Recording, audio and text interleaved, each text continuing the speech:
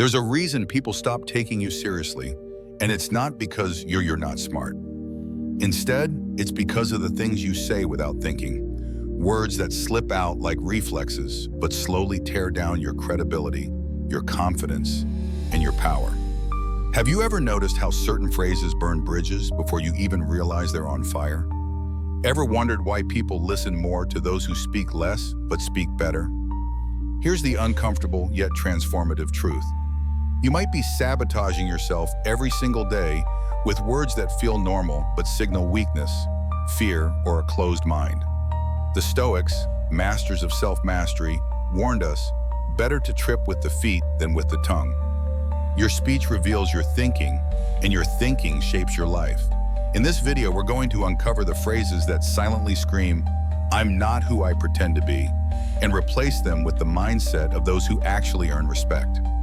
This isn't about mere communication skills. It's about building a foundation of unshakable character. Because if you don't control your words will control your fate. If you're ready to speak with clarity, to lead with strength, and to live by higher values, not just talk about them, let this be your guide. Let this be your moment. Please subscribe. Let it be a quiet decision to hold yourself to a higher standard, a small act of discipline, a step toward becoming the kind of person whose words reflect wisdom, not impulse. 1. I already know that. There's something subtle and surprisingly dangerous about familiarity. The mind's reflex to a repeated idea is often one of dismissal. We hear a lesson we've heard before, a principle, a reminder, a piece of advice, and instead of taking a moment to reflect or reconsider it, our minds shut the door with 4 quick words. I already know that. It feels innocent, maybe even smart, like you're proving that you're not new to this. But what it actually reveals is something deeper and far less flattering. It's not a sign of mastery, it's a signal that your mind has stopped being a student. The truth is, most people don't learn something the first time they hear it. They might understand it, they might even be able to repeat it, but embodying it, living it out, that takes revisiting the same truth again and again from different angles, with fresh eyes. The Stoics knew this intimately. Marcus Aurelius journaled not to teach others, but to remind himself again and again. He returned to the same concepts. You must build up your life action by action, he wrote, and be content if each one achieves its goal as far as possible, and no one can keep you from this. That's not a man who thought he already knew everything. That's someone who understood that wisdom isn't a destination, it's a practice. When someone says, I already know that, what they're really saying is, I've decided there's nothing more for me to gain here. And that's a dangerous mindset, because the moment you think there's nothing left to learn, your growth stalls. The most intelligent people I've ever met, the ones with depth, clarity, and presence, they're not the ones shouting their knowledge. They're the ones asking quiet questions. They nod more than they interrupt. They're still students, they're still listening because they understand that truth often shows up wrapped in repetition. Carl Jung once said, "You are what you do, not what you say you'll do." That includes what you say to yourself. When you brush off an idea because you've heard it before, you're not just avoiding information, you're avoiding transformation. And that transformation doesn't happen in the first hearing. It happens the 5th time, the 10th, the 100th, but only if your mind stays open long enough to let it in. Intellectual awareness isn't the same as lived understanding. The Stoics taught that philosophy is not just something to talk about.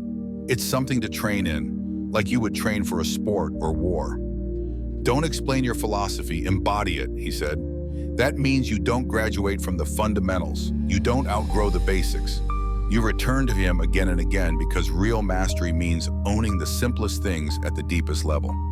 I once watched a senior software engineer sit quietly while a junior team member explained a feature he had probably built 100 times. The younger guy was nervous, over-explaining, and halfway through he paused and said, "You probably already know this." The senior engineer smiled and said, "Maybe, but I want to hear how you see it." That's the kind of humility that makes someone great, not pretending to know everything, but staying open to seeing something familiar in a new light. Psychology confirms this. Our brains are wired to seek efficiency. When we hear something familiar, The brain often skips over it automatically. That's how habits work. But personal growth doesn't come from automation. It comes from attention, from being willing to look closer. Neuroscience calls this cognitive closure, the urge to resolve ambiguity and move on. But that urge, if left unchecked, kills curiosity. And when curiosity dies, so does creativity, resilience, and emotional growth. There's a reason teachers, coaches, and philosophers repeat themselves.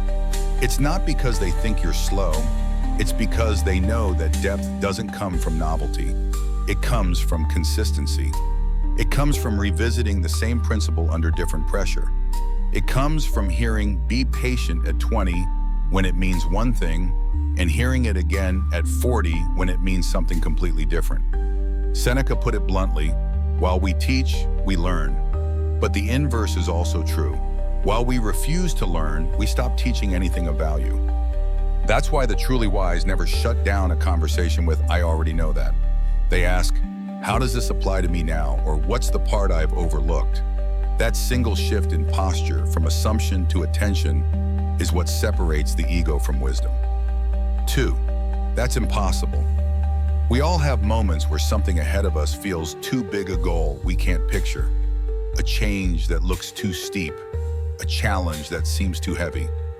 And in that space, when our mind hits resistance, it becomes easy to default to one simple phrase: "That's impossible."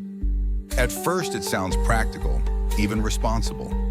You might convince yourself you're just being realistic or saving time by not chasing something that can't be done. But if you dig a little deeper, you'll often find that what you're really saying isn't that the thing can't be done. You're saying you're afraid you can't do it.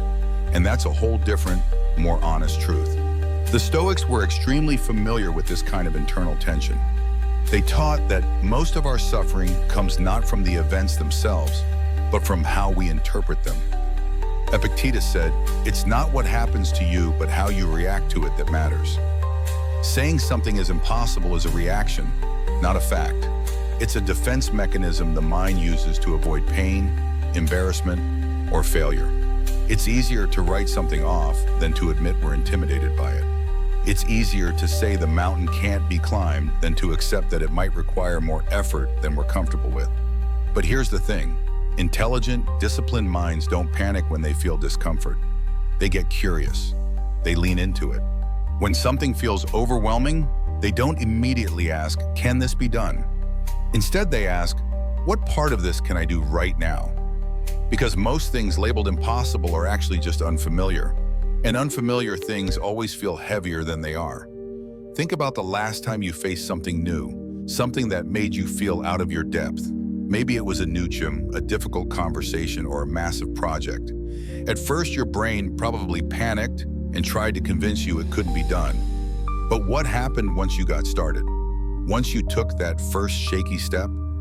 Chances are the task didn't magically become easy, but you became more capable because momentum does something that motivation can't.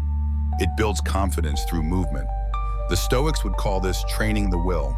They believed that virtue and strength were developed through action, not intention.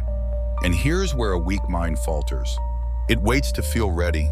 It waits to feel certain. It waits until all the pieces are clear before moving. But a strong mind understands that most of life doesn't come with a perfect plan.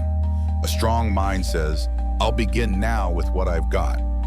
Seneca wrote, "It is not because things are difficult that we do not dare. It is because we do not dare that things are difficult." That's the kind of wisdom that changes your entire approach to adversity. Let's get brutally honest for a second. The phrase, "that's impossible," has more to do with fear than fact. It often means, "I don't want to try and fail," or "I'm afraid of being seen trying and not getting it right." But that fear wears a mask, and the mask looks like logic. It looks like playing it safe, but it's not logic, it's limitation. And we live in a culture that's trained us to believe that safety is the goal, that staying in your comfort zone means you're being wise. But the Stoics weren't interested in comfort. They were interested in freedom. And freedom comes from confronting your own limitations, not obeying them. When you hear yourself say, "That's impossible," You are often standing right at the doorway of your own growth. The mind throws that phrase out as a last-ditch attempt to protect you from discomfort. But on the other side of that discomfort is where everything worth having lives. Progress, confidence, peace. You don't get those things by avoiding challenges. You get them by outgrowing the fear that labels those challenges as impossible. Psychologically, this is tied to what's known as learned helplessness. It's when a person believes they have no control, so they stop trying. They become passive. They surrender before even making a move. But intelligent people challenge that reflex. They remember that control isn't about fixing the entire situation. It's about taking ownership of something, even one small action. That shift alone rewires your sense of agency. The mind can handle one step. It's the idea of the full journey that shuts people down. But the Stoic mind understands this and practices breaking things into pieces. They do what Marcus Aurelius advised. Don't let your imagination be crushed by life as a whole. Instead, stick with the situation at hand. Strong minds rewrite their narrative. They don't wait for someone to tell them what's possible. They decide for themselves based on effort, not fear. They don't rely on proof before they move. They become the proof by moving. That's the Stoic way: grounded, focused, resilient, not flashy, not motivational hype, just steady, quiet strength. So here's your challenge. The next time something feels impossible, don't say it, don't label it. Break it down, shrink the picture. Ask yourself, what's one thing I can do today to move a half step forward? Not because you know it'll work, but because doing something is always better than doing nothing. That's how strong minds win. Not in giant leaps, but in quiet, consistent effort that adds up when nobody's watching. And if you can build that habit of catching yourself in the impossible moment and replacing it with a question instead of a statement, you will start to experience life completely differently. You'll face challenges with clarity, not chaos. You'll meet uncertainty with presence, not panic. And more than anything else, you'll stop being someone who gives fear the final say. 3. That's not my fault. There's a strange comfort in pointing the finger when something goes wrong, whether it's at work, in a relationship, or even in the privacy of your own thoughts. Blaming someone or something else gives instant relief. It tells your ego you're safe, you didn't mess up. This isn't your fault. And on the surface, that sounds fine. It feels like you're protecting yourself. But here's the hidden cost. Every time you push away responsibility, you give away your power. You surrender your ability to change the outcome, and slowly, almost without noticing, you train yourself to stay stuck. The Stoics would have seen this for exactly what it is, a trap.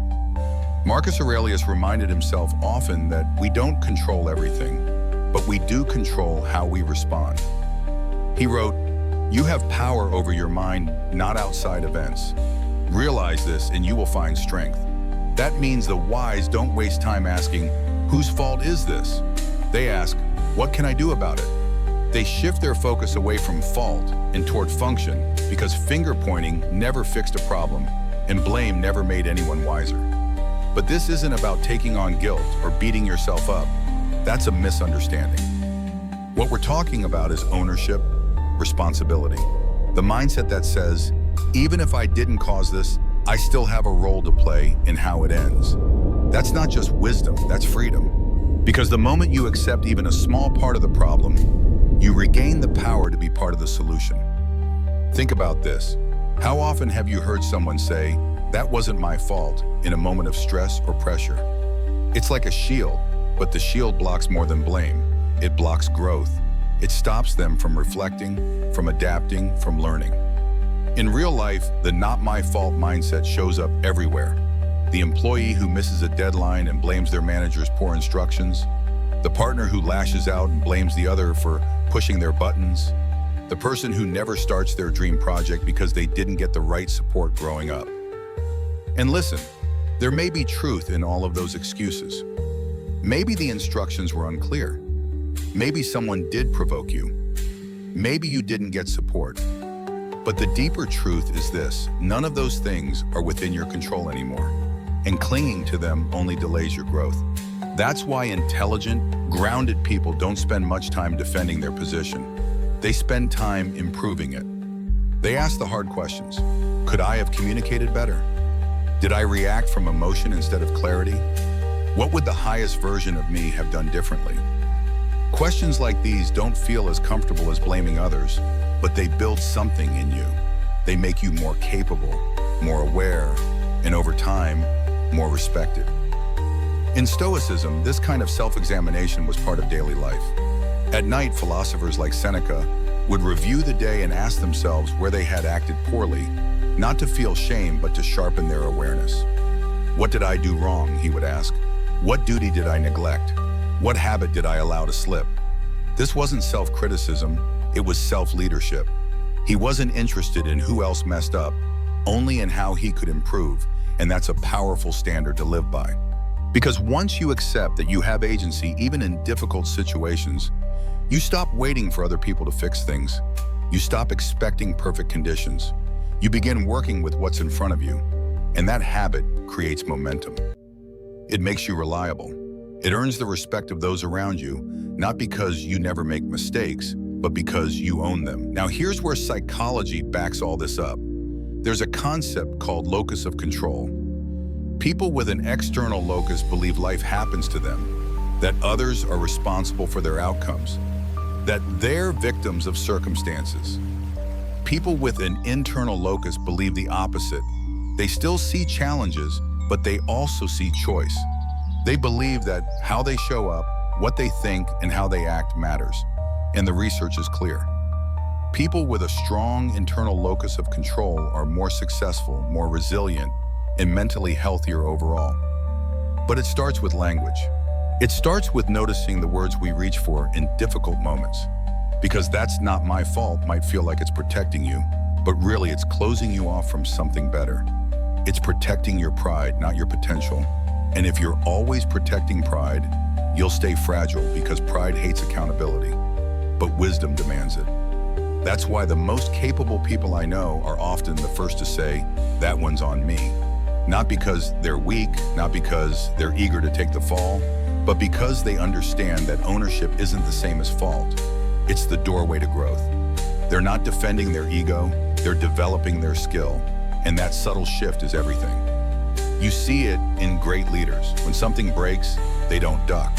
They step in, they speak up. They say, "we didn't get the outcome we wanted, and here's where I could have done better." That kind of presence earns trust, and not just from others, but from yourself. Because when you practice accountability, you build internal integrity. You know deep down that you're the kind of person who faces what's hard. That quiet confidence, it's not about charisma or status, it's about self-respect. Now let me be clear, this doesn't mean taking responsibility for other people's behavior. Stoicism isn't about being a doormat. You're not responsible for what others say, do, or feel, but you are responsible for how you respond, for how you communicate, for the tone you set. That's the part that matters. That's the part you control. The Stoics called this the dichotomy of control. Blame focuses outward, ownership focuses inward, and that's where your leverage is. That's where all your strength lives. So here's the challenge. Next time you feel the urge to say, "that's not my fault," catch yourself. Take a breath. Ask instead, what part of this is mine to improve? Maybe it's your tone, your timing, your preparation, your patience. Find your peace. Own it, not because you're guilty, but because you're capable. Carl Jung once wrote, "Knowing your own darkness is the best method for dealing with the darkness of other people." That's what this is really about. Seeing your part clearly, owning it fully, and by doing that, gaining the clarity to lead not just yourself, but the people around you. Because the world doesn't need more people defending their innocence. It needs more people accepting responsibility. Stepping up, leaning in, not to be blamed, but to build. Not to carry the weight alone, but to lift it first. And the more you practice this mindset, the more grounded you become, the less reactive, the more in control. Because you're no longer waiting for someone else to fix it. You're playing a deeper game now, the one where your growth matters more than your pride, the one where your evolution matters more than your image. That's not weakness, that's real strength. And in a world obsessed with excuses, it's one of the rarest things to find. So be the person who says, I could have handled that better. Be the person who fixes things without needing applause. Be the person who owns their peace even when it's uncomfortable. 4. I don't need help. There's this idea many of us grew up with, the belief that strength means standing alone, that the truly capable person is the one who never complains, never cracks, never needs a hand. We wear independence like armor, convincing ourselves that asking for help is a sign of weakness, that needing support makes us look less competent. So we push forward, heads down, shoulders tight, dragging the weight of everything we're dealing with silently.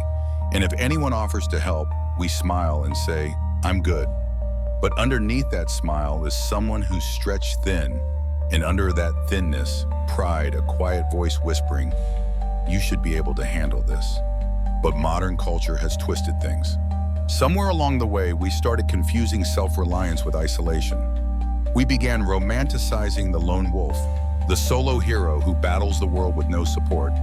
And sure, that sounds tough, but it's not how humans are built. We're wired for connection, for feedback, for shared burdens. Our ancestors didn't survive alone. They thrived in tribes. They supported one another, relied on one another, grew with one another. Carl Jung once said, the meeting of two personalities is like the contact of two chemical substances. If there is any reaction, both are transformed. But you can't transform when you're too proud to reach out. The truth is, refusing help doesn't make you look strong, it makes you stuck. It slows down your progress, limits your perspective, and traps you in your own blind spots. You might be working twice as hard just to stay in the same place because you're trying to prove something. But here's a better question. To who? Who are you trying to impress by carrying everything alone? Who do you think will give you a gold medal for suffering in silence? And that's the heartbreaking part. A lot of people don't ask for help because they think they have to earn it.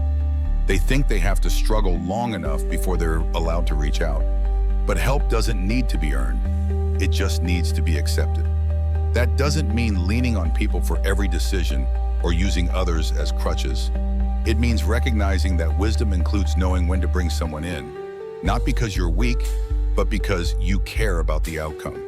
When you're stuck in your own head, your view of the problem becomes narrow. Your thoughts start looping. Everything feels heavier than it really is. That's the kind of pressure that leads to burnout, bitterness, even breakdown. But the moment you speak it out loud, when you invite someone in, the weight shifts. Solutions appear, often not because the person has all the answers, but because just talking about it lets you see it from a different angle. Epictetus said, it is impossible to begin to learn that which one thinks one already knows. That applies to asking for help too. If you think you're supposed to know it all, you'll never allow yourself to ask. You'll stay stuck in the illusion that admitting uncertainty is some kind of personal failure, but it's not. Admitting uncertainty is the first step toward real clarity. And it's not just about practical problems. Sometimes what we need help with isn't visible. It's emotional, it's mental. It's about asking a friend for perspective when your mind is spinning. It's opening up to someone when you're not okay, even if you don't know what to say. That kind of vulnerability can feel terrifying, but it's also one of the most courageous things you can do. Because courage, as the Stoics saw it, wasn't about charging into battle. It was about standing firm in the truth, especially when that truth makes you uncomfortable. Let me put it another way. You wouldn't judge someone for asking directions in a place they've never been. So why judge yourself for needing guidance in a difficult season of life? Why beat yourself up for asking a mentor to look over something? Why feel shame for leaning on someone you trust when your energy's low? That's not weakness, that's wisdom. It's strategic, it's how you grow. And you might not even realize how much people around you want to help. We assume that asking will be a burden, that we'll seem needy or incompetent. But most of the time, when you ask someone for help, especially someone who cares, they feel honored, they feel useful. You give them an opportunity to serve, to support, to feel connected. As Seneca said, no one can live happily who has regard only for themselves and turns everything to their own purposes. You must live for your neighbor if you would live for yourself. Still, asking for help doesn't always come naturally for some. It goes against years of conditioning. Maybe you were raised to believe that you shouldn't show weakness, that strength meant silence, that being vulnerable meant being fragile. But real strength isn't about what you hide. It's about what you're willing to face, including your limits, including your pride. And when you start asking for help in small, intentional ways, something shifts inside you. You stop seeing others as threats or judges. You start seeing them as allies. You develop trust, not just in them, but in yourself, because asking for help isn't just about them showing up. It's about you making the decision to stop pretending you have it all together. That's a brave move. That's a disciplined move. Think of the leaders you admire most, the ones who've built things that last, the ones who stay steady under pressure. They didn't do it alone. They had teams, advisors, coaches, support systems. What made them powerful wasn't their ability to handle everything. It was their wisdom to delegate, to listen, to lean on others when needed. That's what intelligent people do. They don't carry every burden alone. They share it. They open the door and say, I could use your insight here. And in doing that, they get stronger, not weaker. So here's a thought worth holding on to. You're not failing when you ask for help. You're maturing. You're developing the emotional intelligence and mental resilience that says, I care more about progress than appearances. And that's rare. That's valuable. Carl Jung said, loneliness does not come from having no people around you, but from being unable to communicate the things that seem important to you. That hits hard here because it's not the lack of people, it's the lack of openness that isolates us. You can be surrounded and still feel alone if you never let anyone see what's real. So maybe this is your moment to stop doing it all on your own. Maybe this is the sign you didn't know you needed.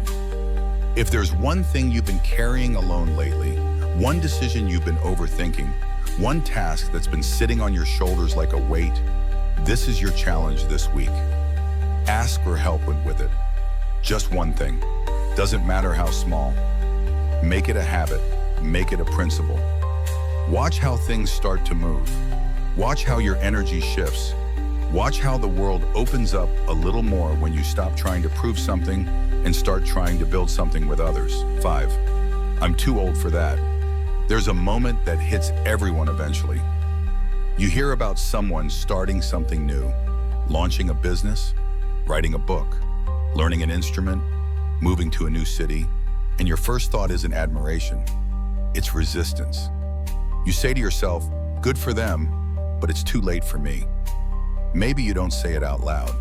Maybe it just floats quietly in the background, a whisper that feels rational. I'm too old for that now. And it seems like wisdom, like maturity, like acceptance, but really it's resignation wrapped in logic. It's fear pretending to be self-awareness. This idea that there's an expiration date on learning, on changing, on chasing something meaningful is one of the most dangerous lies we tell ourselves. It's not usually loud. It's quiet, subtle. It hides behind jokes like, that ship sailed, or I'm past my prime. But underneath those lines is a belief that your best years are already behind you, that growth has a deadline, and once you believe that, you start shrinking into the version of yourself that feels safe, predictable, static. But here's the truth, your body ages, yes, but your mind doesn't run on the same clock. Your ability to evolve, to create, to stretch into something new that never leaves you, it only gets quieter when you stop feeding it. The Stoics never measured value by youth or speed. They measured it by wisdom, by action, by how much you aligned your choices with your principles. Seneca said, as long as you live, keep learning how to live. That wasn't a metaphor, that was instruction, a mindset. The idea that your life remains a work in progress, not something you finish building at 30 or 40 or even 70. As long as you're breathing, you're still shaping the legacy of who you are. Now let's be clear, saying I'm too old for that doesn't always sound like defeat. Sometimes it sounds reasonable. You tell yourself, I've missed the window, or people my age don't do that kind of thing. But what you're really doing is protecting yourself from risk. You're avoiding the possibility of failure, of discomfort, of starting as a beginner again. And while that's understandable, it's also limiting. It's like locking yourself in a room just because the hallway looks unfamiliar. We all crave certainty, familiar routines, predictable outcomes, and the older we get, the more tempting it becomes to stick to what we know. But familiarity is not the same as fulfillment. Routine is not the same as purpose. There are people decades younger than you who already feel stuck, already feel finished, because the issue has never been age. It's always been mindset. Psychologically, this idea of being too old is tied to what's called self-limiting beliefs. It's when your brain decides to protect you from discomfort by convincing you not to try. You tell yourself you're too old not because it's true, but because it spares you the fear of starting from scratch. But that belief builds walls around your potential, and over time, those walls become your identity. The good news? They're imaginary, and you can tear them down with one new action.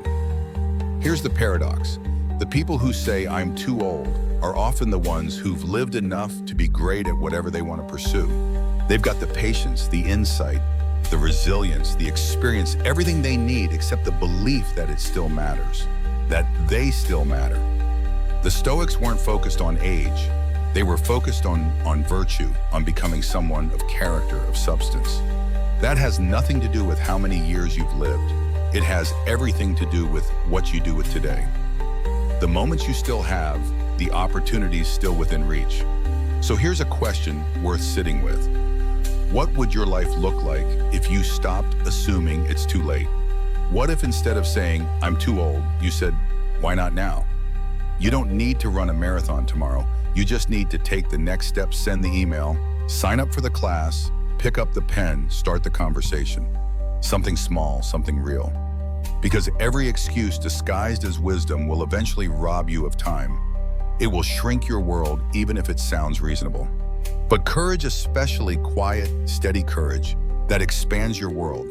That makes space for joy, for discovery, for a kind of fulfillment that only comes from doing the thing you once told yourself you couldn't. 6. I'll do it later. We've all said it, that one phrase that feels like a safety net, like you're just waiting for the right moment to show up. I'll do it later. On the surface, it sounds harmless, like a temporary pause, a promise to yourself that you'll circle back around. But let's be honest, how often does later actually come? Not the idealized, productive version of later, but the real one, the one where you're tired, distracted, pulled in 10 different directions. The one where something else feels more urgent, more comfortable, more familiar. That version of later is where most dreams quietly die. The Stoics understood this better than anyone. They weren't obsessed with time in the way we are today, with calendars and apps and productivity hacks. They were obsessed with life, with presence, with the deep truth that you don't own the next hour, let alone tomorrow. Marcus Aurelius used to remind himself, you could leave life right now, let that determine what you do and say and think. Not to scare himself, but to focus, to avoid the trap of delay. Because every moment you postpone what matters, you're gambling with something you can't get back. The real danger of "I'll do it later" isn't that you'll never get around to it. It's that you'll start believing you have unlimited time, that you'll always have the chance to say what needs to be said, to start what you've been avoiding, to fix what's been breaking. Slowly you start living like life owes you more time, but it doesn't. Time is indifferent. It keeps moving whether you use it well or not. There's a strange comfort in procrastination. It feels like control, like you're choosing your timing, but most of the time it's not control, it's fear. Fear of failure, fear of discomfort, fear of not being ready. So we tell ourselves we'll do it later when we feel more confident, more prepared, more sure. But here's the paradox. The only way to become confident is to start without it. The only way to get ready is to move before you feel ready. That's where real growth happens. Not in planning, but in motion. Seneca once wrote, "While we wait for life, life passes." It's a sobering thought because we all have those calls we haven't made, decisions we've delayed, projects we've let gather dust. And at first it feels like they're just sitting there, waiting patiently, but they're not. They're slowly becoming heavier, more complicated, more distant. What could have taken 10 minutes yesterday now feels like a mountain today. That's the cost of delay. Momentum fades, and once momentum dies, inertia takes over. You start to normalize inaction. But here's the truth. The only thing standing between you and the life you want isn't time. It's permission. The permission you keep postponing. The permission to begin even when the circumstances aren't perfect. The Stoics didn't believe in waiting for ideal conditions. They believed in acting with what you had now. Marcus Aurelius said just that. You do the right thing, the rest doesn't matter. And sometimes the right thing is just taking the first step, even if it's messy, even if it's small. Psychologists talk about something called the intention-action gap. It's the space between knowing what you need to do and actually doing it. And that gap is often filled with excuses that sound rational. I'm too tired, it's not the right time, I need to do more research first. But the real reason is usually emotional. It's resistance, and resistance doesn't care about your logic. It only dissolves when you act. So how do you break it?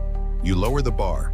You stop trying to do the whole thing and instead ask, what can I do in 5 minutes? Can I outline the first paragraph? Can I write one sentence? Can I make the call and leave a voicemail? Can I set a timer and clean one drawer? That's how you win, not by overhauling everything, but by starting something you can't talk yourself out of. Carl Jung also said, until you make the unconscious conscious, it will direct your life and you will call it fate. That includes habits like procrastination. If you don't examine the patterns behind your delays, you'll keep thinking life just happens this way, but it doesn't. Life happens how you choose to engage with it. Every moment you decide to move, even slightly, you rewrite the story. And no, this isn't about being constantly productive. It's not about hustle or perfectionism. It's about presence, about showing up for what matters. Because the things you delay often are the things that matter most. That's why they feel so uncomfortable. They carry emotional weight, but ignoring that weight doesn't make it go away. It just makes you feel more burdened over time. The Stoics didn't wait to feel inspired. They acted on principle. So let this be your moment to stop waiting, to stop saying later like it's a promise and start treating it like a decision. Because you don't need to finish everything today, but you do need to start something. And when you do, something amazing happens. You prove to yourself that motion is possible, that discipline is still there, that you're not at the mercy of distraction or fear or fatigue. You're capable of showing up. Here's a challenge worth accepting. Pick one thing you've been delaying, one conversation, one task, one habit, and take a step toward it today. Not later, not tomorrow. Within the next hour, even if it's just 5 minutes, even if it's just writing a sentence, making a list, sending a text. Because once you move, you build momentum, and momentum turns later into now, 7. That's just how I am. There's a phrase that slips out of people's mouths far too easily, and it often comes with a shrug, a sigh, or a tone that says, I've made peace with this. It usually shows up when someone's being called out for a habit, a pattern, a behavior they've repeated too many times, and it sounds deceptively wise. They say, that's just how I am. But what sounds like self-awareness is often just resistance, not a reflection of deep insight, but of quietly giving up. It's a verbal shield meant to protect us from one of the most uncomfortable truths of all, that we are still a work in progress, and we always will be. When you say, that's just how I am, what you're really doing is slamming the door shut on growth. You're telling yourself and everyone else that change isn't possible, not because it truly isn't, but because you've decided it's easier not to try. It's a defense mechanism disguised as honesty, and if you're not careful, you start to believe your own story. You start to wear your limitations like a badge of identity. The person who loses their temper says, I've always had a short fuse. The one who avoids intimacy says, I just don't do feelings. The one who keeps procrastinating says, I've never been disciplined. But here's the truth. Just because something has been true about you doesn't mean it has to stay true. The Stoics didn't believe people were fixed in place. They believed in training the mind, in shaping character over time. Epictetus, born a slave and later revered as a philosopher, taught that we are not disturbed by events, but by our judgments about them. That principle applies to how we see ourselves. If you believe that you are incapable of change, then you won't change, not because it's impossible, but because you never gave yourself the chance. And that belief that your personality is set in stone is one of the most quietly destructive ideas a person can carry. Carl Jung once wrote, "I am not what happened to me, I am what I choose to become." That's a bold statement. It invites you to take ownership not just of your actions, but of your identity. And that's where this phrase, "that's just how I am," becomes so dangerous. It keeps you anchored to your past. It makes the past the lens through which you view your future. But the past isn't a blueprint, it's a reference point. It's there to show you where you've been, not where you have to stay. There's a false comfort in accepting a version of yourself that no longer fits. It removes the pressure to do the hard work of evolving. And make no mistake, growth is hard. It requires reflection, discomfort, and vulnerability. It means admitting that maybe the way you've always done things isn't working anymore, and that takes courage. The Stoics called this courage fortitude, a strength that isn't loud or showy, but steady, persistent, willing to face the truth even when it's painful. Let's look at this from a psychological angle. There's a concept called fixed mindset versus growth mindset. A fixed mindset believes abilities, traits, and intelligence are static. A growth mindset believes they can be developed. Guess which one leads to resilience, success, deeper relationships, and a more fulfilling life? Every study points in the same direction. The people who grow are the people who believe they can. Belief precedes transformation. Socrates once said, "The unexamined life is not worth living." That doesn't mean life has no value if you don't reflect. It means you won't realize that value. You won't extract the wisdom, the insight, the transformation that comes from examining how you operate, why you do what you do, who you've been, and who you might still become. You are not your patterns. You are not your mistakes. You are not your childhood. You are not your trauma. Those things shaped you, yes, but they don't have to define you. Every day you wake up with the ability to act differently, to speak more kindly, to listen more fully, to build a new habit, to challenge an old one, to reshape the path you're on, but none of that happens if you hold on tightly to the idea that this is just who I am.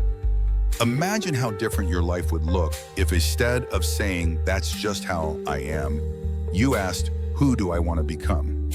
That question shifts everything. It turns your focus forward. It invites possibility. It tells your brain, we're not done here. And that's the kind of mindset that changes not just your behavior, but your trajectory. The people who live with purpose, the ones who grow, who evolve, who live lives they're proud of, are rarely the ones who got everything right from the start. They're the ones who didn't let a version of themselves become a prison. They questioned their habits. They listened to feedback. They adjusted. They apologized. They tried again. And over time, they became someone new. Not by abandoning who they were, but by refining it. So the next time you catch yourself saying, "that's just how I am," stop, take a breath, and ask yourself if that version of you still serves the life you're trying to build. Maybe it did once. Maybe it protected you, helped you survive, gave you an identity when you needed one. But now it might be holding you back. And you owe it to yourself to let that version evolve. Because you are not finished. You are not fixed. You are not a closed book. You are a becoming. Every day you are either reinforcing who you were or investing in who you could be, and the choice is yours. Not tomorrow, not someday. Now, 8. They're just lucky. Oh, it's a strange thing, isn't it, how quick we are to explain away someone else's success with just one word: luck. You see someone doing well. Maybe they started a business, landed a great job, built a strong relationship, or got in amazing shape. And instead of asking how they did it, the reflex is to say, they're just lucky. And that phrase might sound harmless, like an offhand comment, but if you look closer, it's doing something much deeper. It's protecting you from something you don't want to face, from the possibility that they earned it and that you're capable of doing the same but haven't. When we call someone lucky, we create distance between their results and our effort. We turn their success into a fluke, not a formula. And in doing so, we rob ourselves of the lesson. Because here's the truth. Luck exists, yes. Some people are born into better circumstances. Some catch breaks, but that's not the whole story. More often than not, what looks like luck from the outside is the result of unseen hours, relentless discipline, repeated failure, and quiet persistence. Stoic philosophy doesn't deny fortune. It simply refuses to be ruled by it. Marcus Aurelius wrote, "You have power over your mind, not outside events. Realize this and you will find strength." That's the mindset we need to cultivate when we see someone succeeding.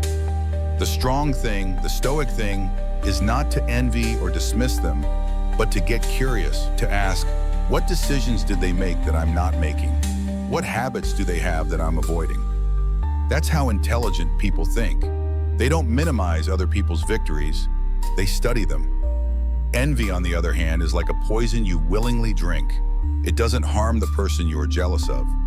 It just eats away at your focus, your clarity, your energy. There's something deeply empowering about taking responsibility for your reaction. You stop seeing others as lucky and start seeing them as evidence that something is possible, that someone just like you took the same 24 hours you have and shaped them into something extraordinary. That's not a threat, that's a blueprint. Weak minds look for excuses. They say, yeah, but they had connections, or they were at the right place at the right time, or they don't have kids like I do. But strong minds ask better questions. They don't waste time finding reasons why it wouldn't work for them. They look for one reason why it could, and they start there. Stoicism teaches us to keep our eyes on what we can control, to not be distracted by the noise. When you call someone lucky, what you're really doing is focusing on what they had rather than what they did with it. But here's the thing, every advantage has a limit. Talent burns out, opportunities fade, resources get wasted. What lasts is the inner discipline to use what you've been given with wisdom and effort. And if you really look closely at the people you admire, you'll find something surprising. Most of them didn't feel lucky at all. They felt scared, tired, overwhelmed, just like you. But they kept showing up. They kept pushing forward, and that's what made the difference.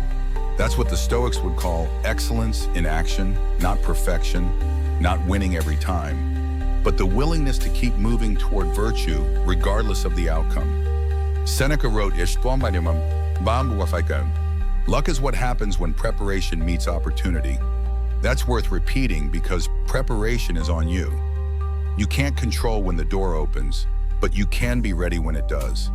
And the moment you stop telling yourself that others had it easier, you start freeing up your energy to get better, to improve your skills, to sharpen your focus, to build your version of success brick by brick. But none of that happens if you stay stuck in the mindset of envy. Envy keeps you in the stands watching. Admiration puts you on the field. It says, I see what you've done and I'm going to learn from it. That shift from envy to admiration is powerful. It turns other people's wins into fuel, not friction. There's also a deep psychological truth underneath all of this. When you downplay someone else's achievements, you're usually protecting your ego.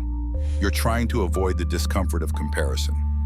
But real growth requires that you look comparison in the eye and then turn it inward, not to punish yourself, but to challenge yourself to ask, what do I actually want and what am I doing about it?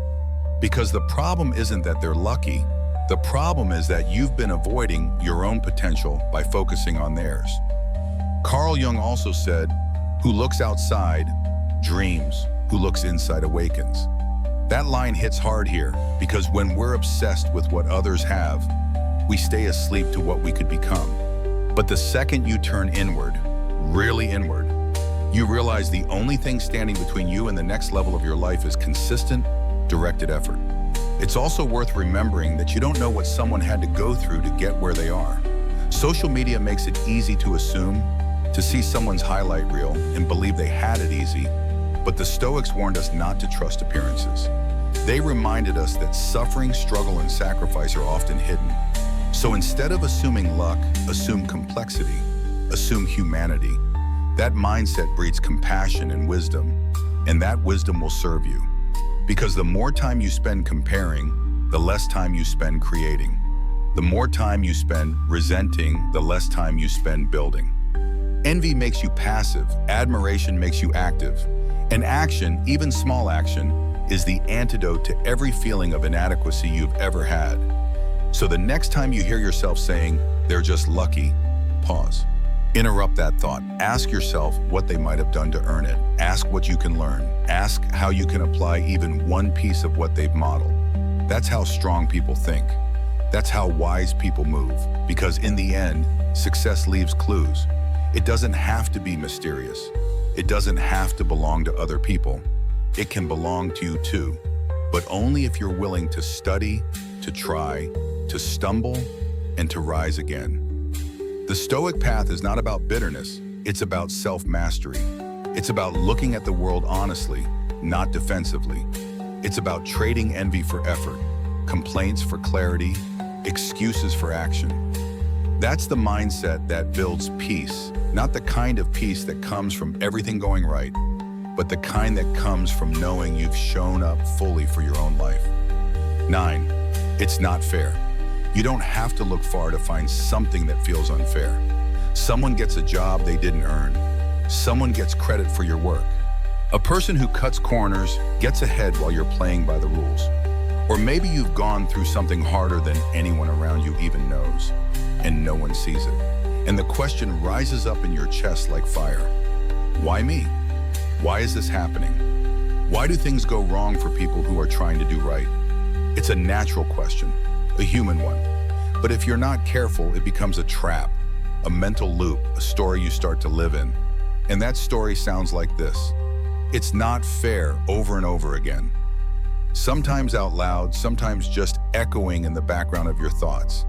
At first, it feels like honesty, like self-protection, but in reality, it's a slow surrender. Because the moment you get stuck in fairness, you stop looking at what you can actually do. You trade your power for pity, your energy for resentment, and your direction for a dead end. You will face injustice. You will be wronged. You will be overlooked, underestimated, misunderstood. That's life, and no amount of shouting "it's not fair" into the wind will change that. But what will change things? Taking ownership of your response, choosing to act with clarity instead of collapsing into bitterness. Fairness implies that there's some giant scoreboard in the sky, tracking every win and loss. But that's not how reality works. Good people go through hard things. Bad people sometimes get rewarded. Timing is unpredictable. Resources are uneven, and life doesn't offer explanations when it hands out pain. But the Stoics didn't see this as a reason to quit. They saw it as the arena where character is forged. Seneca wrote, "A gem cannot be polished without friction, nor a person perfected without trials." That means you don't become strong in ideal conditions. You become strong when you face resistance, when things don't go your way, when the outcome doesn't match your effort. That's the moment where you decide, do I spiral into why me, or do I shift to what now?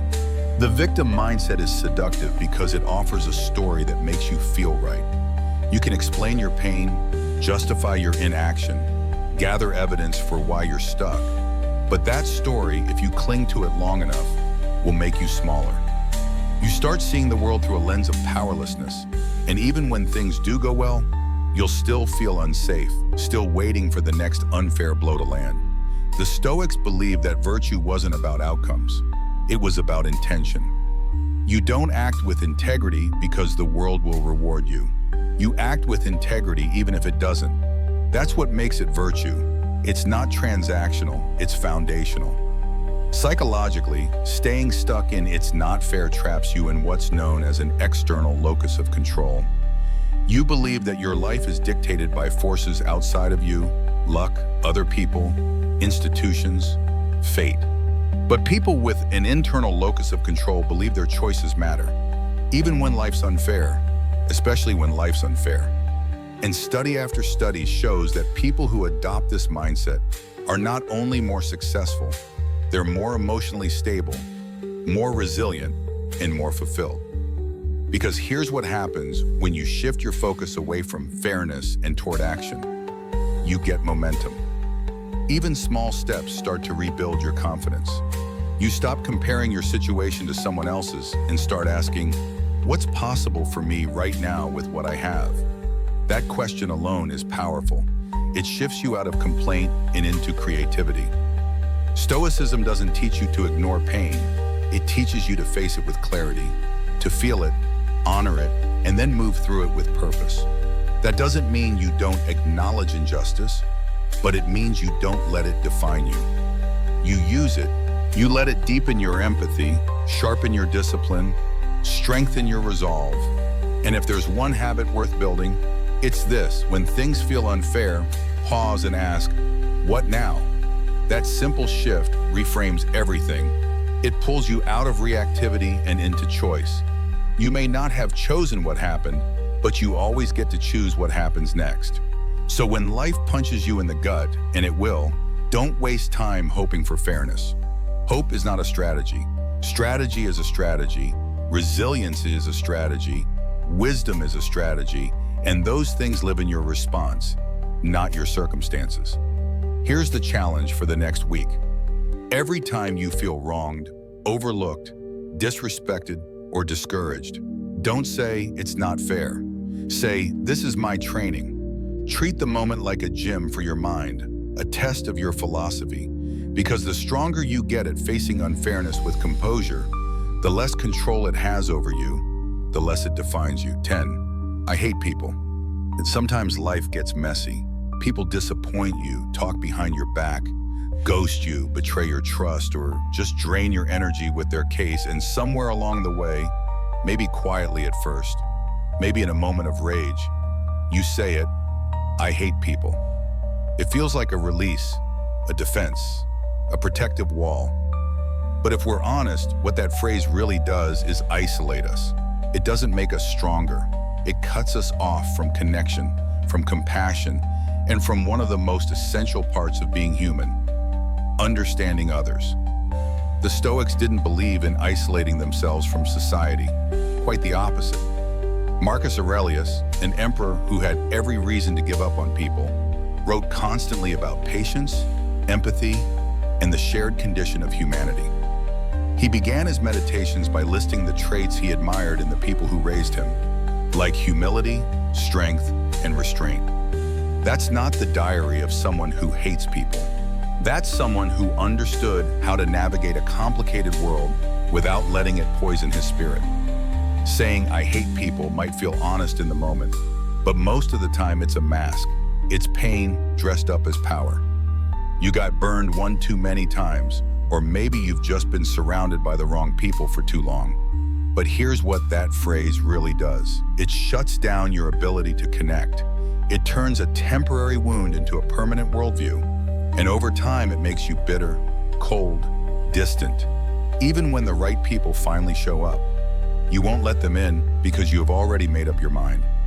Carl Jung once wrote, everything that irritates us about others can lead us to an understanding of ourselves. That's hard to swallow, but it's true. The things that get under your skin about people usually reflect something inside you, an unmet need, an unresolved wound, a value that's been violated. And until you understand that, you'll keep blaming people instead of getting curious about your own patterns. It's easy to generalize, to throw up our hands and say, people are the worst. But the truth is, people are not one thing. They're not a monolith. They're individuals, each with their own story, their own baggage, their own blind spots, just like you. And when you write everyone off, you don't just avoid pain, you also miss out on healing, on growth, on those rare moments of genuine connection that remind you you're not alone. The Stoics taught us not to be surprised by human behavior. Marcus Aurelius would start his day by reminding himself that he was going to encounter selfishness, ignorance, rudeness, and greed, not to become cynical, but to stay grounded. When you wake up in the morning, and he wrote, tell yourself the people I deal with today will be meddling, ungrateful, arrogant, dishonest, jealous, and surly. Why? Because that's life. Because expecting people to always act wisely or kindly is setting yourself up for disappointment. But expecting imperfection, that gives you freedom. It lets you respond with patience instead of rage, curiosity instead of contempt. And this isn't about tolerating abuse or enabling toxicity. You're allowed to walk away from people who drain you, lie to you, or disrespect your boundaries. The Stoics believed in protecting your peace, but they also believed in facing the world as it is, not as we wish it would be. Saying "I hate people" is a way of avoiding the complexity of real relationships. It keeps things black and white, but people aren't that simple, and neither are you. Psychologically, when we disconnect from others, it affects our mental health. Studies have shown that social isolation increases stress, anxiety, and depression. And while it might feel empowering to say you don't need anyone, the reality is we're wired for connection. That doesn't mean you have to be best friends with everyone, but it does mean that compassion, empathy, and understanding are muscles worth exercising. Let's be real, people are hard. They come with egos and insecurities and wounds they haven't healed from, but so do you. And the more grace you can extend to others, the more likely you are to extend it to yourself. Because when you start labeling the entire world as unworthy of your trust or your kindness, eventually that reflection turns inward. You begin to question your own value too. There's a reason the Stoics practiced sympathia, the idea that we are all part of a greater whole. We're not isolated atoms bumping into each other. We're connected, interdependent. What happens to one of us affects the rest. So what can you do? Instead of saying "I hate people," you start small. You give someone the benefit of the doubt. You pause before reacting. You ask yourself, what might be going on behind the scenes that I don't see? Not to excuse bad behavior, but to choose wisdom over assumption. And maybe you start with just one person, one conversation where you listen more than you speak, one moment where you withhold judgment and lean into compassion. Over time, those moments add up. They soften your edges. They make you safer for others and for yourself, because what you practice with others, you reinforce in your own mind. The goal isn't to love everyone. That's unrealistic. The goal is to not let your worst experiences with people turn you into someone you're not proud of. The Stoics weren't naive. They didn't expect the world to be gentle, but they also didn't let that harden them into bitterness. They practiced virtue, justice, courage, wisdom, and temperance in a world that gave them every reason not to. That's what made their philosophy powerful. So here's a challenge this week. When you feel the urge to roll your eyes, to snap, to say people are the worst, pause. Ask yourself what you're really reacting to. Is it that person, or is it something in me that needs attention? The strongest people aren't the ones who cut everyone off. They're the ones who learn how to navigate the messiness of human interaction without losing themselves, who stay soft without being weak, who stay open without being naive, who stay kind even when it's easier to be cold. Because when you hate people, you shut the door on connection. But when you understand people, even just a little, you open a door back to yourself. You remember that you're part of this strange, imperfect, beautiful mess, and that there's wisdom not in running from it, but in learning how to live inside it with grace. 11. That's not my job. You've probably heard it before, maybe even said it yourself. You're in a situation where something clearly needs to be done. Someone drops the ball. A task is left unfinished. A small crisis starts to build, and someone shrugs and says, "That's not my job." It sounds reasonable, like a boundary, like someone protecting their time, their energy, their role. But here's the thing, most of the time that phrase doesn't come from strength. It comes from avoidance. It's not a shield, it's a ceiling. And if you say it enough times, you start to limit your own growth without even realizing it. We live in a culture that constantly preaches do the minimum. Protect your time. Don't let anyone take advantage of you. And while there's wisdom in not burning yourself out, there's also a danger in mistaking avoidance for self-respect. Because people who consistently go above and beyond aren't pushovers. They're not weak. They're not naive. They're leaders, even if they don't wear the title, even if no one claps for them. Strong minds step up not to get attention, but because they can. The Stoics would never have told you to only do what's required. Marcus Aurelius believed that we are made for each other, for service, for contribution, for action rooted in virtue. He said, if something is humanly possible, consider it to be within your reach. That's not about overloading yourself. It's about owning your capacity. If you see a problem and you know how to fix it, fix it.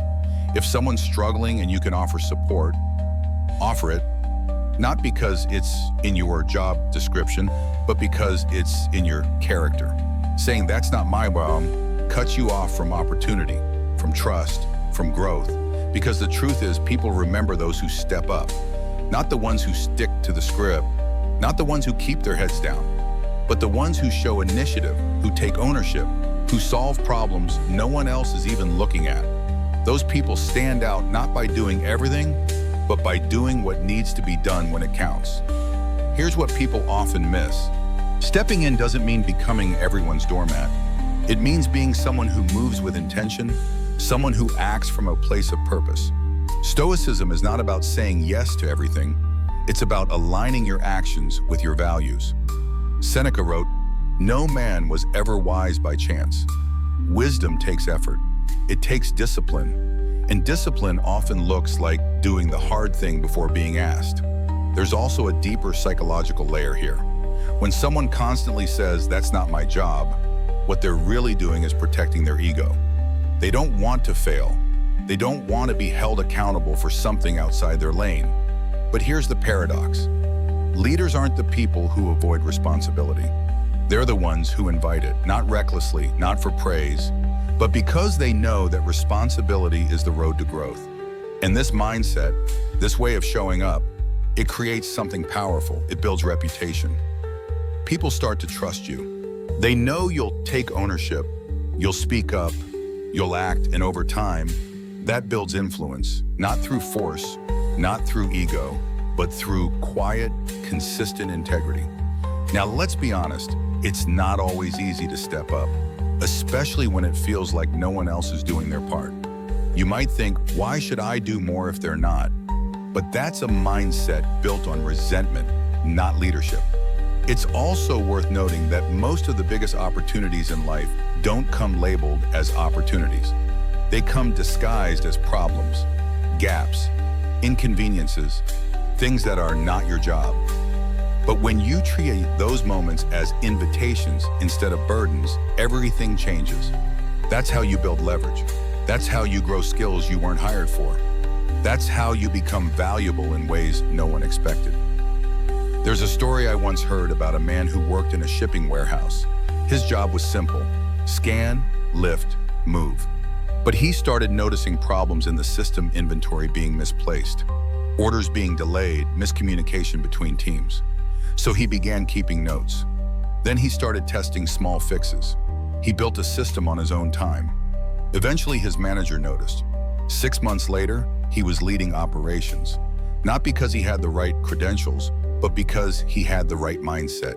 He could have said, "That's not my job," but instead he asked, "What can I improve?" That question, that one question, shifted his entire career. And you don't need a fancy title to do the same. You just need to stay curious, alert, willing. Carl Jung also said, "The privilege of a lifetime is to become who you truly are." And becoming who you are doesn't happen by sticking to the bare minimum. It happens when you challenge yourself. And here's the twist. Most of the time when you do more than expected, you get more than expected.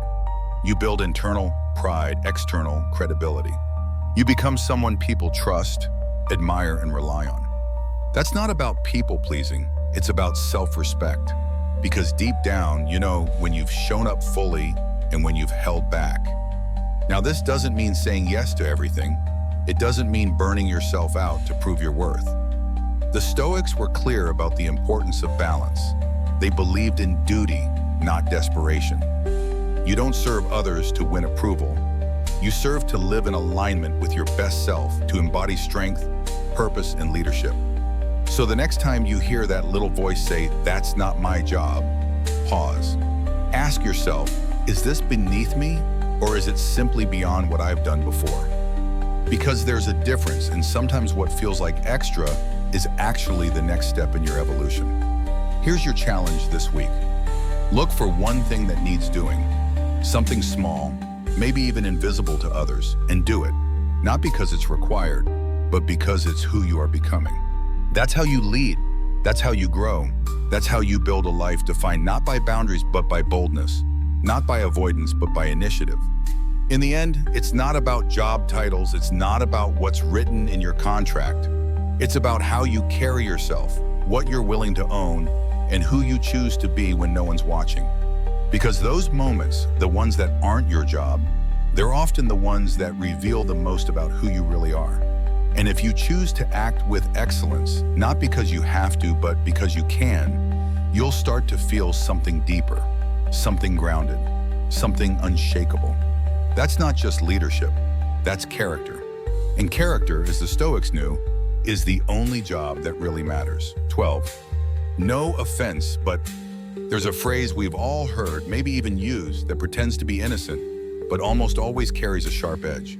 It starts like this: no offense, but, and what usually follows isn't thoughtful or helpful. It's criticism in disguise, a backhanded opinion, a subtle jab.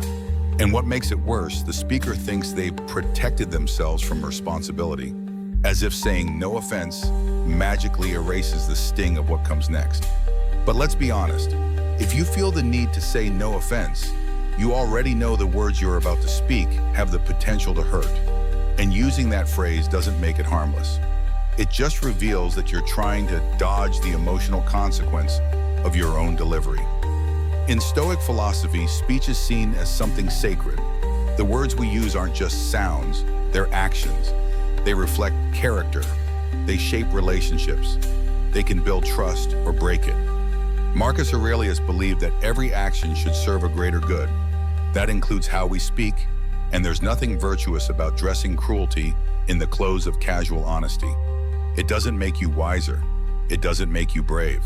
It just makes you careless with something that has power: your voice. When we throw out opinions without care for how they land, what we're really doing is avoiding our own shadows. We act like we're just being real, when the truth is we're avoiding vulnerability. We want to be heard but not held accountable. Let's break this down. People who say no offense but often think they're just being honest. They believe honesty is a virtue, and it is. But honesty without responsibility is not a virtue, it's a weapon. And the Stoics made a clear distinction between speaking truth and speaking with wisdom. If your goal is to express a truth, do it directly, respectfully, without pretense. Strong minds don't hide behind disclaimers. They speak with clarity and take full ownership of the impact. Because here's the thing, kindness doesn't water down honesty. Kindness strengthens it. It gives it direction. It turns it into something useful instead of destructive. We live in a world that confuses bluntness with strength. People admire those who tell it like it is. But real courage is not in saying whatever pops into your head. Real courage is in saying the truth in a way that others can hear it. That's what separates the wise from the reckless. It's easy to be loud. It's much harder to be clear and compassionate at the same time. Psychologists often refer to this as emotional intelligence, the ability to recognize your own emotions, manage them, and navigate social situations with awareness and care. When someone uses the phrase no offense, what they're really doing is signaling a lack of that awareness. They know there's a sting in their words, but they're unwilling to take ownership for it, so they preface it with a shield, hoping to be immune from reaction. But language doesn't work like that. People don't forget the sting just because you said they shouldn't feel it. Think about the last time someone used that phrase on you. Did you feel respected or did you feel dismissed? That's the impact, and intention isn't enough. You might intend to be helpful, but if the result is harm, then your delivery needs work. That's not weakness, that's maturity. The Stoics talked a lot about temperance, one of the 4 core virtues. It's the ability to practice self-restraint, not in a way that suppresses truth, but in a way that gives it precision. A sword in a skilled hand is effective. In a clumsy hand, it's dangerous. Words are no different, and strong people, wise people, understand this. They don't just speak, they consider. They weigh their words before releasing them. They ask, is this necessary? Is this helpful? Is this the right time? Not because they're afraid of conflict, but because they respect the value of communication. Let's be clear, speaking with kindness doesn't mean you never offer criticism. It means you offer it in a way that can be received. There's nothing brave about dropping a verbal grenade and walking away. That's not strength. That's cowardice dressed in bluntness. True accountability means you own your tone. You stay present for the reaction. You listen. You adjust. You build, not break. The people who make the biggest impact in this world, they aren't the ones who bulldoze their opinions through conversations. They're the ones who earn trust with how they speak. They choose words that land with weight, not just volume. They leave people feeling seen, not judged. That's what earns influence. That's what creates lasting relationships, personal, professional, everything in between. So here's a challenge. The next time you feel the urge to say no offense, stop. Ask yourself why you feel the need to say that. Are you about to be unnecessarily harsh? Are you bracing for a conflict you're about to create? If so, refrain. Replace it with clarity. Say what you mean, but say it in a way that builds bridges, not walls. And if you're on the receiving end of a no offense moment, remember what the Stoics taught. You can't control what others say. You can only control your reaction. Don't internalize careless words. Don't take ownership of someone else's lack of self-awareness. Instead, stay grounded, respond with poise, and decide if the feedback is useful or just noise. Marcus Aurelius said, "The best revenge is not to be like your enemy." If someone throws careless words your way, rise above. Don't meet disrespect with more disrespect. Respond with discipline, with grace, with strength. Here's another powerful move. Practice replacing casual disclaimers with intentional language. Instead of saying, "No offense, but you're always late," try, "I've noticed you've been running late and I wanted to check in." Everything okay? Same message, completely different tone. One builds connection, the other breaks it. That's the difference between reacting and responding, between ego and empathy, between noise and wisdom. So much of the chaos in the world isn't caused by what's said, but by how it's said. And if you want to live a life of depth, of meaning, of impact, your words matter. They're not throwaways, they're tools. Use them with care. In the end, speech is a choice when you make dozens of times every day. Choose to speak with purpose, with awareness, with strength that includes softness. Because when you do, you not only become someone worth listening to, you become someone worth trusting. And that trust, that's what opens doors. That's what sustains relationships. That's what builds a legacy of character in a world full of noise. So speak clearly, speak kindly, speak like someone who isn't afraid of being heard or held accountable. That's what intelligent people do. That's what wise people do. And that's what strong, disciplined minds have done since the days of the Stoics. 13. It's always been done this way. There's a certain comfort in doing things the way they've always been done. A quiet ease in following the same steps, using the same tools, walking the same mental path that's already been carved out for you. It feels familiar, safe, efficient even. And over time, that routine becomes something more than just a method. It becomes a belief, an unspoken rule, a habit dressed up as wisdom. And when someone dares to ask why, the answer is simple, almost sacred. Because this is how it's always been done. But here's the truth, that phrase, that mindset isn't rooted in clarity. It's rooted in fear. Fear of change, fear of the unknown, fear of being wrong. When we cling too tightly to tradition without questioning its purpose, we stop evolving. We stop thinking. We start outsourcing our judgment to old patterns instead of examining what truly works. And that's not strength, that's stagnation. Just because something is difficult or unfamiliar doesn't mean it's wrong. Often that discomfort is the very thing pointing toward growth. But if you're locked into the belief that tradition is untouchable, you'll never get close enough to discomfort to grow. There's a massive difference between honoring the past and being owned by it. Traditions can be beautiful. They can carry meaning, values, and lessons, but they can also become cages, especially when we stop questioning their relevance. The Stoics didn't worship tradition. They used reason. They filtered their actions through one key question. Is this aligned with virtue? Not, is this what's always been done? But is this right?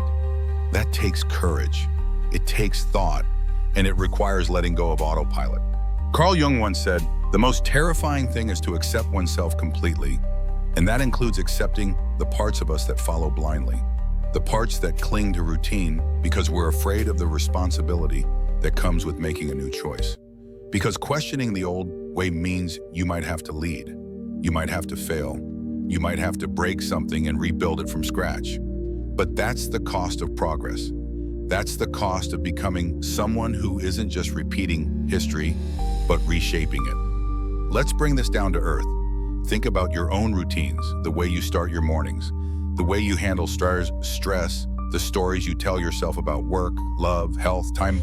How much of that is chosen, deliberate, and how much of it is inherited from your family, from your culture, from your past self? How often do you ask, "Is this still serving me?" That one question can flip everything. It creates space for clarity, because not all routines are bad. Some serve you deeply. They provide structure, rhythm, a foundation. But the ones that don't, the ones that drain you, dull you, shrink you, they become dead weight. And the longer you carry them, the more they define you, until one day you wake up living a life designed by someone you used to be. The Stoics believed in reflection, not once a year, not in crisis, but every day. At the end of each day, they asked themselves, what did I do? Where did I fall short? Where did I succeed? What can I do better tomorrow? That kind of self-inquiry is the antidote to blind tradition. It keeps you awake, intentional, alive. There's something powerful about a mind that's willing to challenge what's always been, not out of rebellion, but out of purpose. That's the kind of mind that creates change, that innovates, that disrupts. And disruption isn't chaos, it's evolution. It's the natural consequence of asking better questions. Too often we confuse comfort with truth. If something feels easy, we assume it must be right. But growth rarely feels easy. It stretches you, challenges you, forces you to confront outdated beliefs. And those beliefs are often dressed in the language of certainty. This is just how it's done. But ask yourself, done by who and for what purpose? Let's be real. It's uncomfortable to question the old way, especially when everyone around you still buys into it. You might feel out of place, rebellious, even disrespectful. But wisdom is not about doing what's expected. It's about doing what's effective. And sometimes what's effective requires walking away from what's always been. This isn't just about traditions passed down by others. It's also about the ones you've built for yourself, the way you've always handled conflict, the way you've always avoided risks, the way you've always settled for less because you believed you didn't deserve more. Those patterns may feel familiar, but familiarity isn't the same as truth. And you owe it to yourself to ask, does this way still fit the life I want to live? The Stoics didn't believe in staying small. They believed in becoming, in practicing virtue, in moving toward reason, clarity, courage, and justice. And sometimes that means tearing down a system, even if that system is inside your own mind. The beautiful thing is once you start asking questions, you start unlocking possibility. You realize that just because something's worked before doesn't mean it's the best way forward. You open yourself to new methods, new insights, new outcomes, and with that openness comes freedom. The kind of freedom that only belongs to those brave enough to let go of the past. There's a concept in psychology called functional fixedness. It's the tendency to see things in only one way.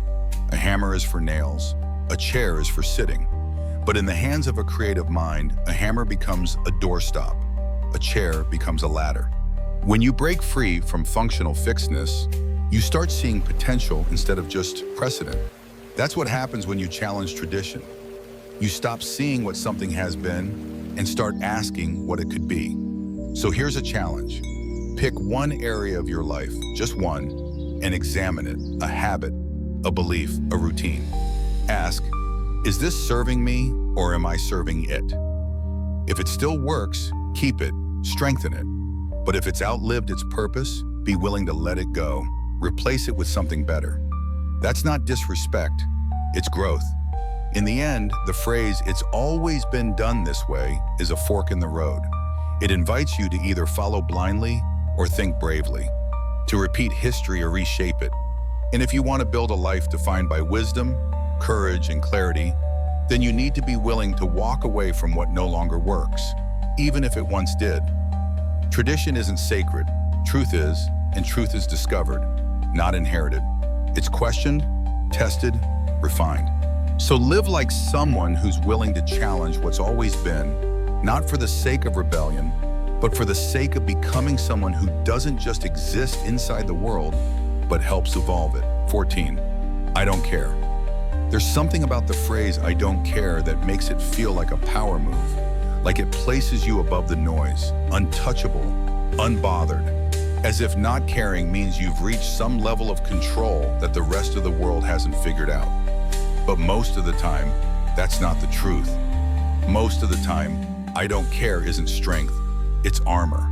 It's a wall we throw up to protect ourselves from the weight of caring too much, because caring can be painful, vulnerable, risky, and so we hide behind indifference and call it calm. But Stoic philosophy, which is so often misunderstood as emotionless detachment, never taught that the goal is to not care. In fact, the opposite is true.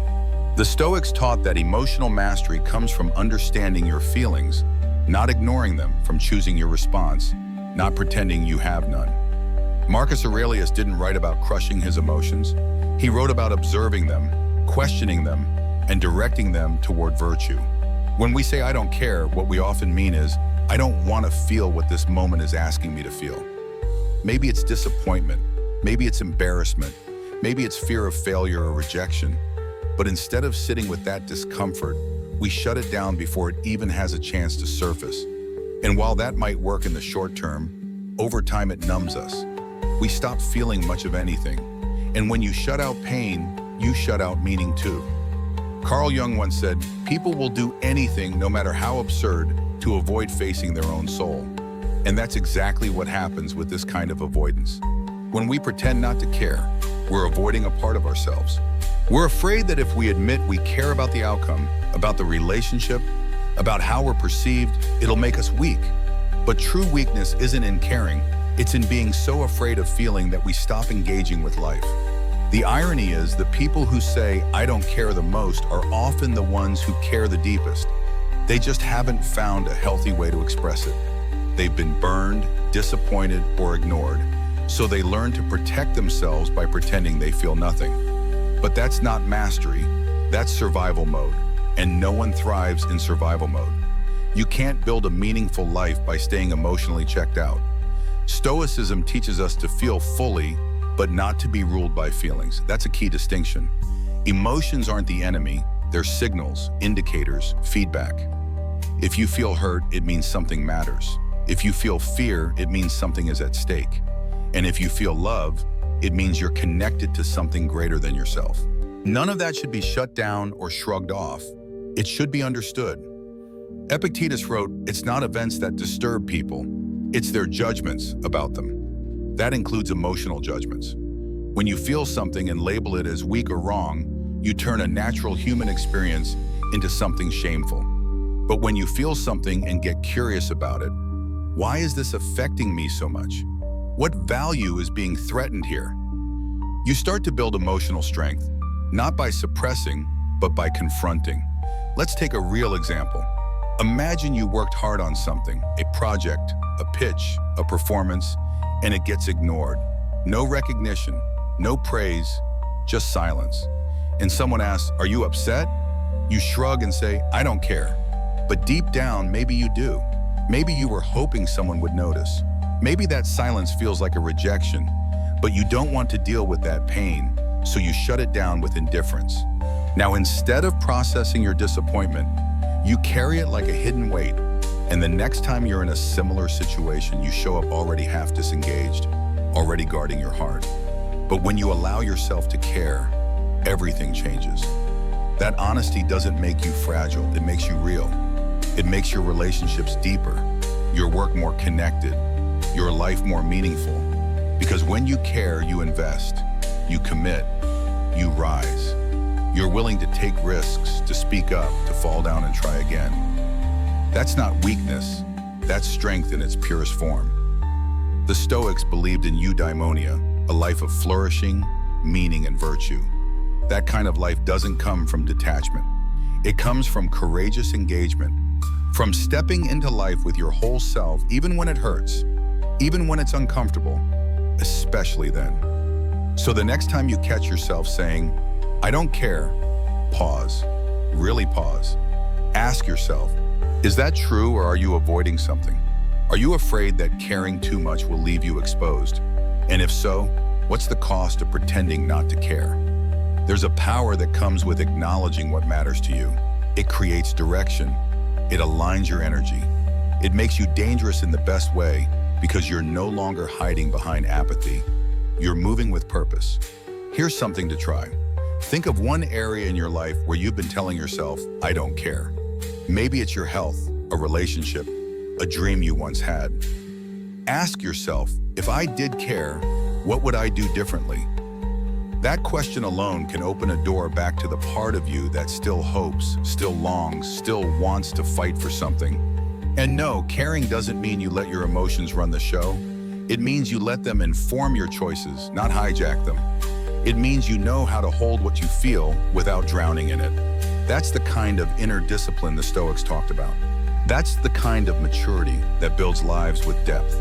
So don't buy into the illusion that detachment is power. Don't numb your way through discomfort. Don't pretend you're above feeling. That's not strength. That's just another mask. And the longer you wear it, the harder it becomes to recognize who you really are underneath. Real strength is saying, "This matters to me," even when no one else sees it, even when the outcome is uncertain, even when it hurts, because that's where meaning lives. That's where character is built, and that's where you'll find the kind of life that's not just efficient, but alive. In the end, "I don't care" might sound like a strategy, but it's often a signal that something inside you is aching for attention. Listen to that. Don't run from it. Don't minimize it. Let it guide you back to what matters, because what you care about is where your power lives.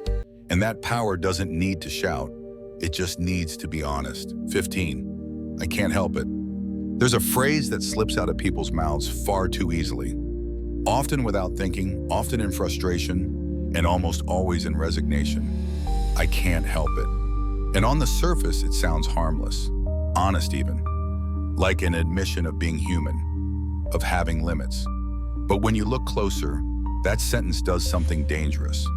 It hands over your power. It says, "This is just how I am. I'm not responsible. I'm not in control." And the more you repeat it, the more you believe it. Not just as a passing comment, but as a story about who you are. The truth is, you can help it. You just haven't learned how yet. You haven't been taught. You haven't practiced. Or maybe deep down you've convinced yourself that trying would be pointless, that change is out of reach.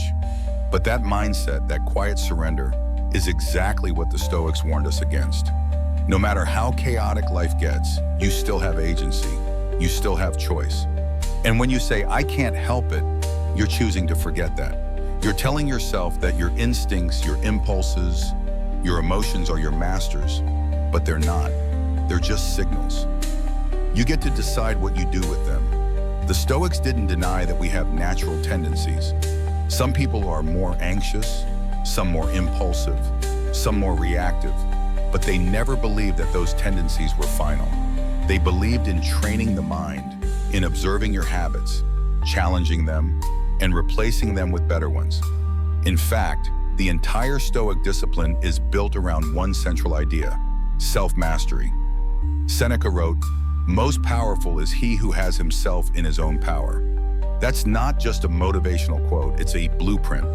Power isn't about dominating others, it's about managing yourself, your urges, your reactions, your inner narrative. And that kind of power doesn't show up overnight. It's built through small choices, repeated often, especially when it's uncomfortable. Here's something psychology confirms. Your brain is plastic, not plastic like fake, but plastic like flexible. It can be reshaped, rewired, repatterned. This concept, known as neuroplasticity, means your brain changes in response to what you repeatedly do and think. So when you say, "I can't help it," you're not stating a fact. You're reinforcing a neural pathway, a habit. But the good news is those same pathways can be rerouted. You're not stuck, you're just untrained. Let's break it down even further. Every time you face a situation, you bring a pattern to it. Maybe you shut down during conflict. Maybe you lash out when you're criticized. Maybe you avoid what scares you. And if you've done that for years, it feels automatic, like second nature. But automatic isn't the same as inevitable. It's just familiar. And anything familiar can be changed through conscious practice. Carl Jung also said, the greatest burden a child must bear is the unlived life of the parent. Think about that for a moment. How much of your behavior, your reactions, your limitations were modeled for you by someone else? And how much of that have you unconsciously accepted as unchangeable? That's just how I was raised. That's just my personality. Number. That's a script, and scripts can be rewritten. That's where intention comes in. When you catch yourself saying, I can't help it, pause. Replace it with, I'm working on it. That shift alone is powerful. It doesn't pretend you've already mastered the behavior. It doesn't deny the struggle, but it affirms that you're in the process, that you haven't surrendered. And that's where strength lives, in the effort, not the outcome. It's worth saying this doesn't mean everything is easy to change. Some behaviors are deeply rooted in trauma, conditioning, or neurodivergence. But even in those cases, improvement is possible, maybe not immediate, maybe not perfect, but real. And it always starts by rejecting the idea that you're helpless. There's a kind of quiet power in admitting, I haven't figured this out yet. It's humble, it's honest, but it also points forward, because the moment you say, I'm working on it, you reclaim the narrative. You remind yourself that effort matters, that progress is real, that control is something you build, not something you are born with, and that mindset, it bleeds into everything. Your work, your relationships, your health. The more you train yourself to respond instead of react, the more you move through life with clarity. You stop being driven by default. You start being driven by design. So here's a challenge. Pick one behavior, just one, that you've been explaining away with, I can't help it. Maybe it's how you speak when you're angry. Maybe it's how you avoid conflict. Maybe it's how you procrastinate when things get hard. And instead of repeating the old story, start with a new one. I'm aware of this. I'm working on this, and I'm stronger than I used to be. Because you are stronger than you were, smarter than you think, and far more capable than you give yourself credit for. The Stoics didn't promise perfection. They practiced daily improvement, and that's all you need to do. One better decision, one adjusted reaction, one small step toward mastery. And if you fall back into the old pattern, that's okay. Growth isn't linear, but don't say, I can't help it. Say, that wasn't who I want to be. Let me try again. That's how you build a mind that's not ruled by habit, but guided by virtue. In the end, helplessness is a lie we tell ourselves to avoid discomfort. But the truth is, you are not your past. You are not your patterns. You are what you practice. And with every moment, every choice, every breath, you have the chance to practice something better, stronger, wiser. You are not defined by your first reaction. You're defined by what you choose to do next. Growth isn't loud. It's a quiet decision made again and again to be better, wiser, calmer. If something today sparked a change in you, keep that fire alive. Watch the next video on your screen, because your journey doesn't end here. Thank you for being part of Stoic Antifragile. Keep showing up. Keep becoming.